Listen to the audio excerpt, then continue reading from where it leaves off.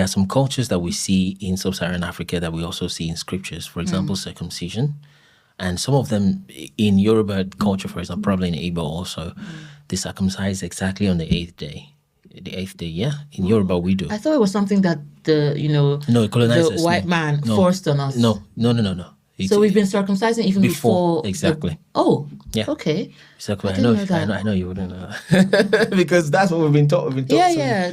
So we've been circumcising before they came. And if you're gonna copy someone's tradition or religion, you can copy, like I was saying in the other interview, you can copy the sagging of trousers and you can still pierce your ear, but to cut the foreskin of an 8-year-old, that's not the kind of thing you copy. No, because that's pain. Yeah, that's very painful. So that's been there. You're saying the Yorubas already circumcised? The Kikuyus of Kenya, they circumcised. Other Africans are also circumcised. If you tell a Kikuyu Kenyan that you're not a circumcised man, he would rather pull down his trousers to prove it to you.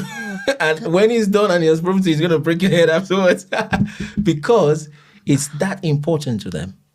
You see, in South Africa, they consider it as the transition to manhood.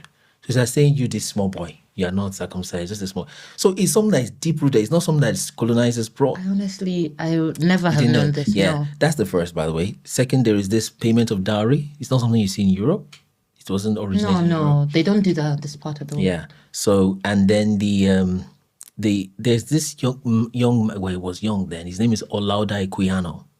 Okay, he was literally stolen. He was kidnapped, sold into slavery, but they got him back, and then he was taken to England and he learned English.